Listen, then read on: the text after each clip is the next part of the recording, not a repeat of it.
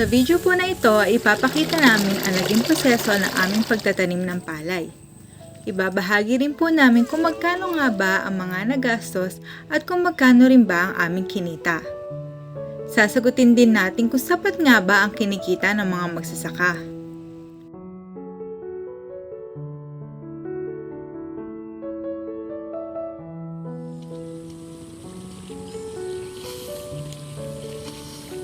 Inumpisahan namin ito sa pagpapalinis o pagpapagamas ng mga nagtataasang damo sa pilapil.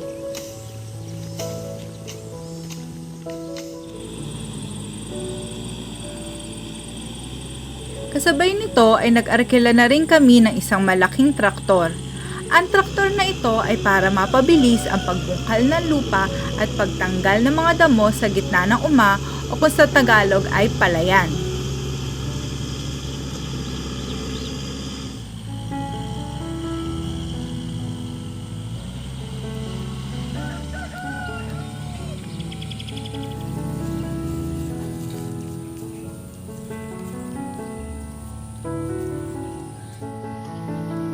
Ang pilapil ay kailangan iasada sa gilid upang maging maganda at malinis ang gagawing panibagong pilapil.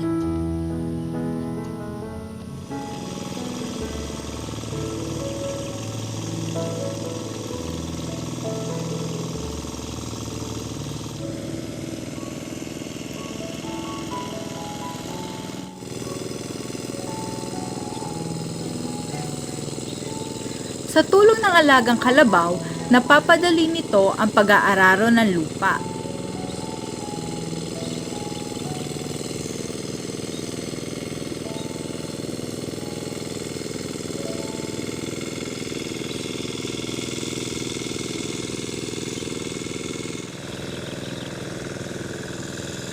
Ang maliit na hand tractor naman ay para sa pagpapadling ng lupa.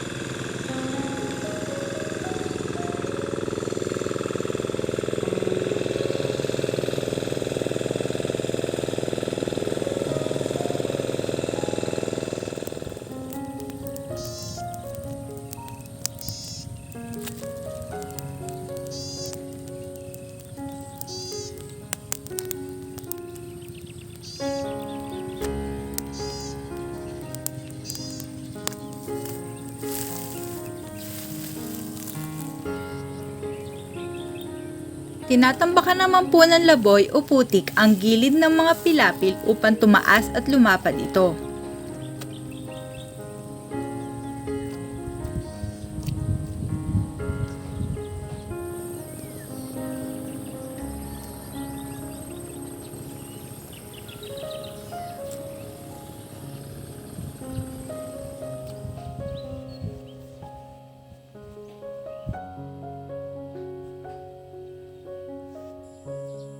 Ito po ang mga binhi ng palay na itatanim.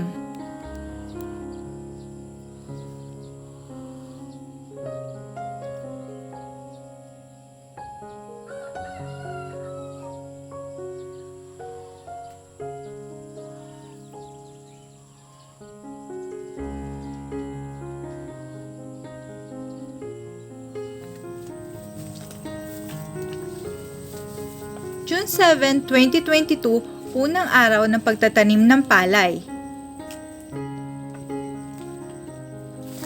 Makikita sa video ang ginagawang pagsasaboy ng mga binhi.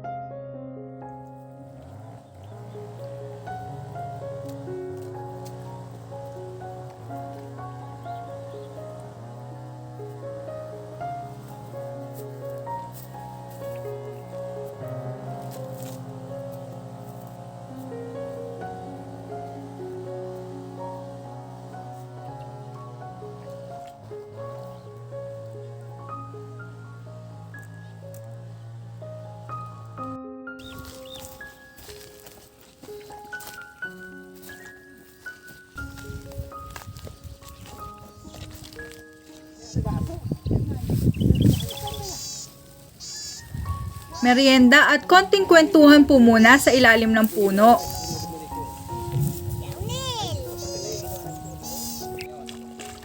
Ang pagkakali naman po ay ginagawa upang magkaroon ng kanal sa daluyan ng tubig para hindi po maipon ang tubig sa gitna at maiwasan mababat ang mga sinaboy na binhi.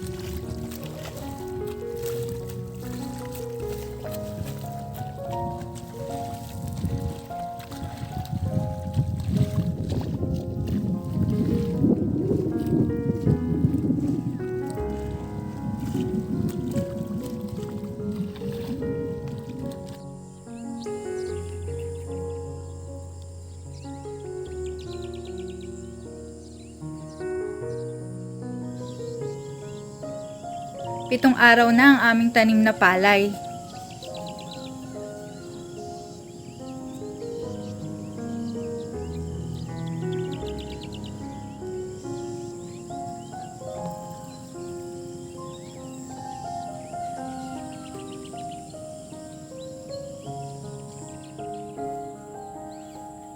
Labing-isang araw na po ang aming mga tanim.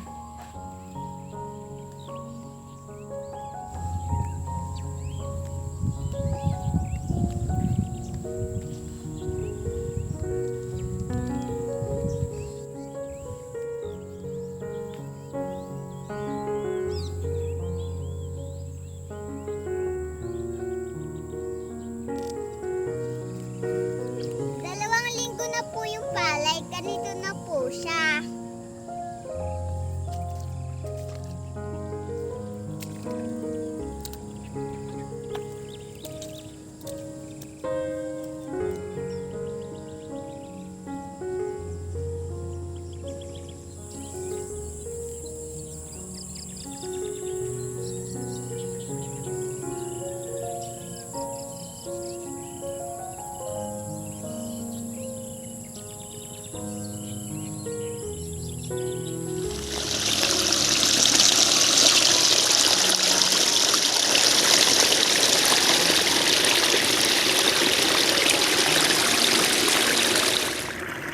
Tatlong linggo na.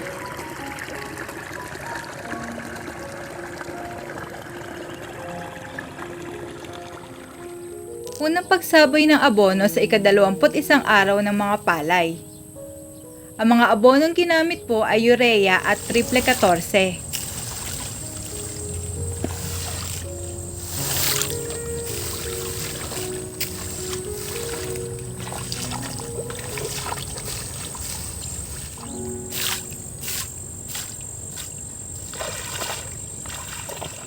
Isang buwan na po ang mga palay.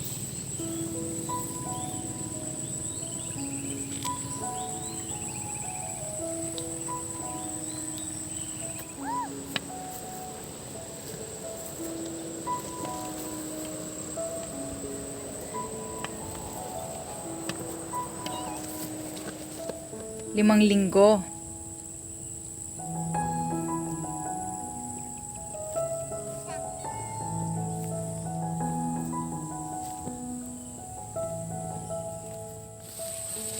Anim na linggo na po.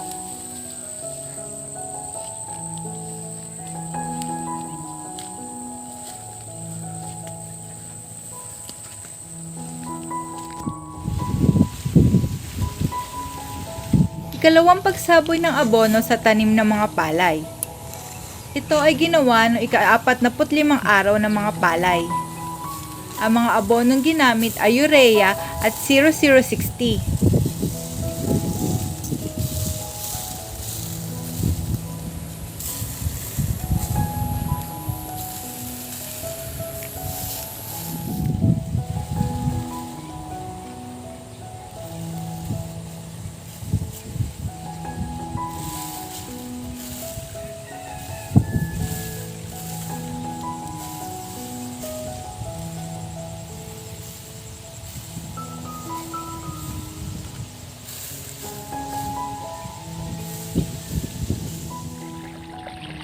Dalawang buwan na at nagsisimula na itong magbilog.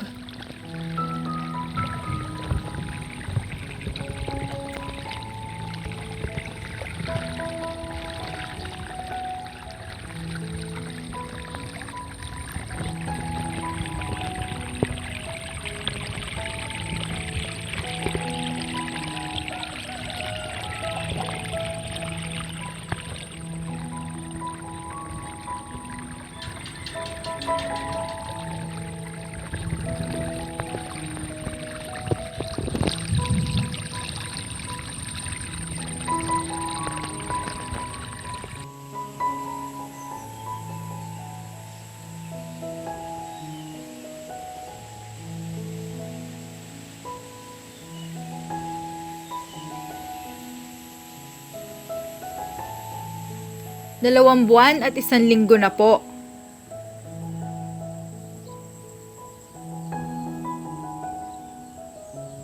Nagsisimula ng lumabas ang mga bunga ng palay at halos lahat po ay namumunga na.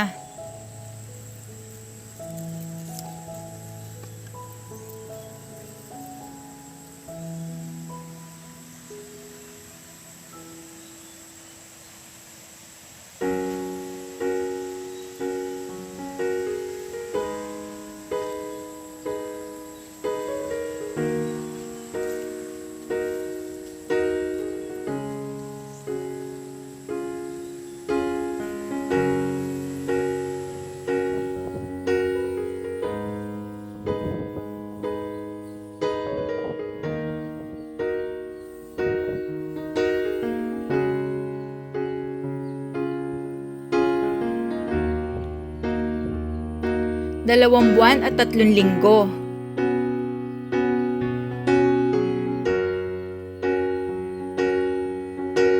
Malapit nang huminog ang mga bunga ng palay.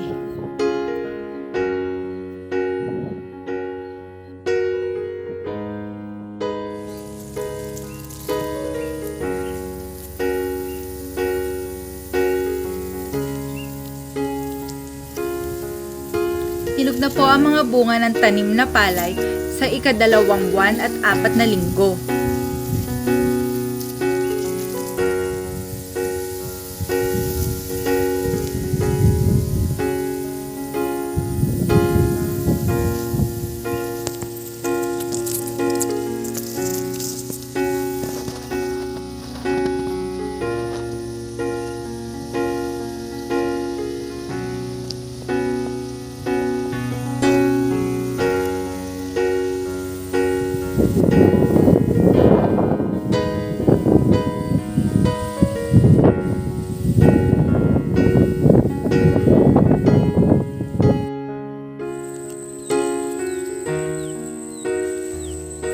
Saktong 3 buwan na po ang mga palay at handa ng hanihin.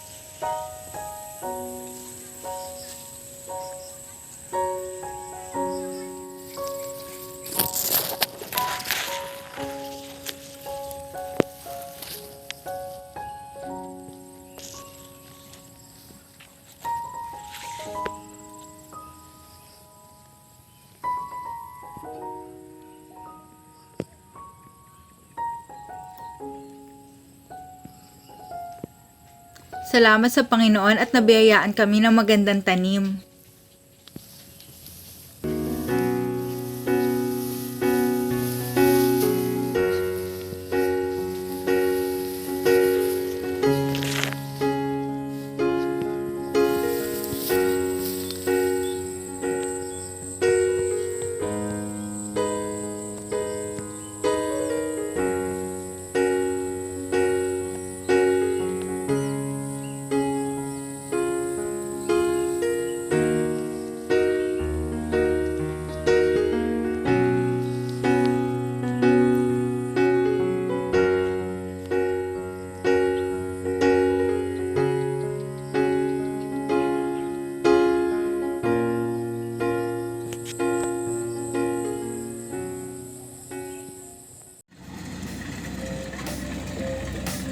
Sa 3 buwan at 1 araw ng aming tanim ay pinaani na namin ito.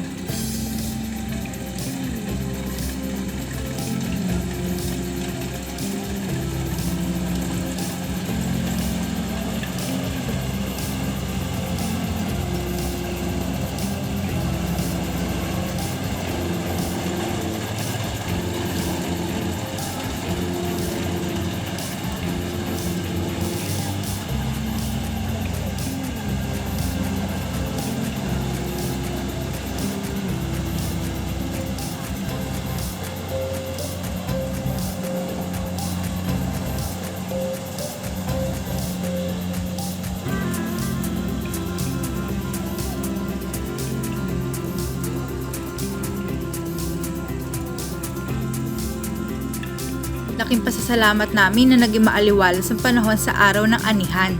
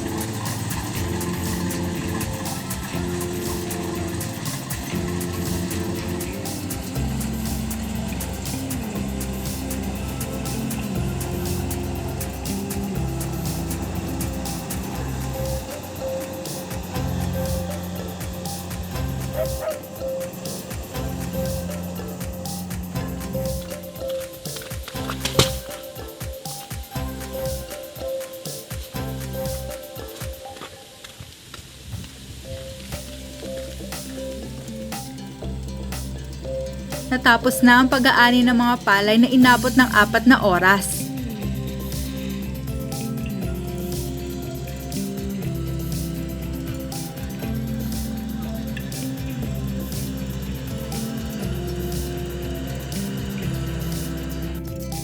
Magkano nga ba ang aming naging kapital at magkano rin ang aming kinita? Narito ang listahan ng aming mga naging expenses. Para sa 5 oras sa pag-arkila ng traktor, inabot ito ng 7,000 pesos dahil 1,400 ang kada oras nito. Gumamit kami ng 150 kilos na binhi at ito ay nakakahalaga ng 4,200 pesos. So fertilizers naman, ito ay inabot ng halagang 12,580 pesos. Gumamit din kami ng mga pesticides at herbicides at ito naman ay may halagang 3,660 pesos. Para sa krudo na ginamit sa patubig at sa hand tractor, ito ay may halagang 4,325 pesos. Nagpalit rin kami ng ilang pyesa sa hand tractor na umabot ng halagang 1,004 pesos. At para sa labor at pagkain ng mga operator, naggamas ng damo, nag-araro, nag-asada, nagkali, nagsaboy ng binhi at fertilizer at maging ang mga naghakot ng palay, ito ay nagtotal ng 12,231 pesos. Kaya ang kabuuan ng aming puhunan o expenses ay nagtotal ng halagang 45,000 pesos.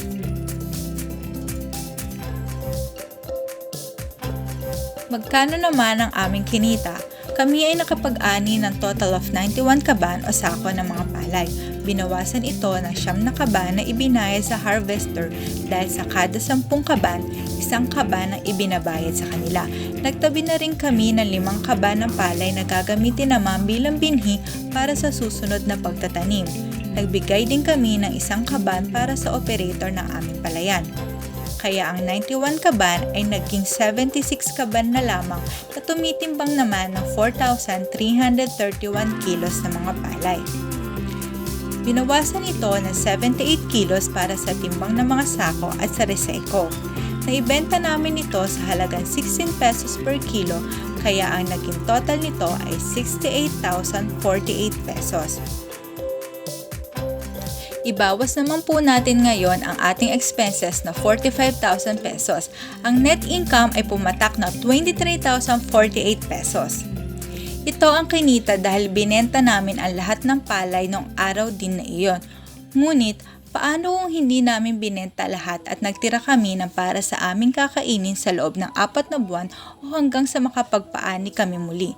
Tandaan na ang 1 kaban o sako ng palay na may estimate na timbang ng 50 to 60 kilos, kapag ito ay naiproseso upang gawing bigas, ito ay nagtitimbang na lamang ng mahigit 25 kilos ng bigas o halos kalahating sako na lamang. Dahil marami kami sa pamilya, nagbawas kami mula sa 76 na kaban ng 25 kaban ng palay o katumbas na 12 sako ng bigas upang pangkonsumo namin sa loob ng 4 na buwan o hanggang sa susunod na anihan. Ang natirang 51 kaban ay i-multiply natin sa 57 kilos at ang total nito ay 2,907 kilos ng palay. I-multiply naman natin ito sa 16 pesos per kilo na ang total naman ay 46,512 pesos at ibawas natin ang puhunan na 45,000 pesos, ang net income na lamang ay bumaba ng 1,512 pesos. Ngayon naman natin sagutin ang katanungang, sapat nga ba ang kinikita ng mga ordinaryong magsasaka?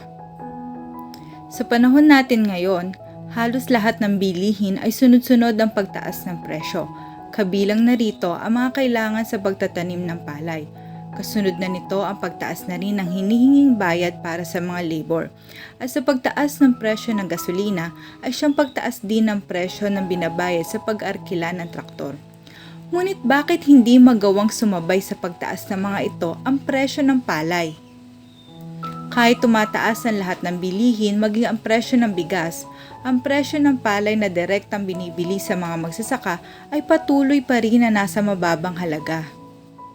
Maliban sa masamang panahon, mga hayop at peste na sumisira sa pananim, isa sa malaking kalaban ng mga magsasaka ang mababang presyo ng pagbili sa palay. Dumarating pa ito sa punto na umaabot na lamang sa 10 piso ang kada kilo nito. Ngunit walang pagbaba sa presyo ng binhi, fertilizers at iba pa. Kung ang isang magsasaka ay sa kanyang aanihing palay din kukuha ng bigas na kakainin ng kanyang pamilya sa loob ng 3 hanggang 4 na buwan o hanggang sa susunod na pag-ani, lalong liliit ang kanilang kikitain dahil mababawasan pa ang palay na kanilang ibebenta. Ang isa pang sitwasyon ng ating mga kababayang magsasaka na hindi mga pinalad sa usaping pinansyal ay ang realidad na umuutang lang din sila para merong puhunan sa kanilang pagsasaka. Halos wala na rin silang kinikita dahil maliban sa mababawasan ng palay dahil maglalaan sila ng para sa pansarili nilang konsumo o pangkain, ang kaunting kita nila ay mapupunta pa sa pagbayad ng utang na may kasamang interes. Ang bigas ay isa sa pangunahing pangangailangan ng mga tao. Ang mga magsasaka ay salamin ng kasipagan, ngunit hindi lahat ay nabibigyan ng oportunidad upang umunlad. Kaya't sana'y mabigyan ng sapat na suporta ng ating gobyerno maging ang bawat isa sa atin ang mga lokal na magsasaka.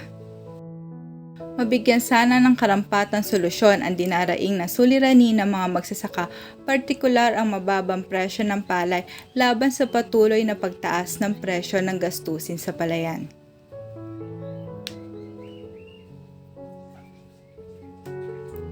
Iyon lamang po at maraming salamat sa inyong panonood.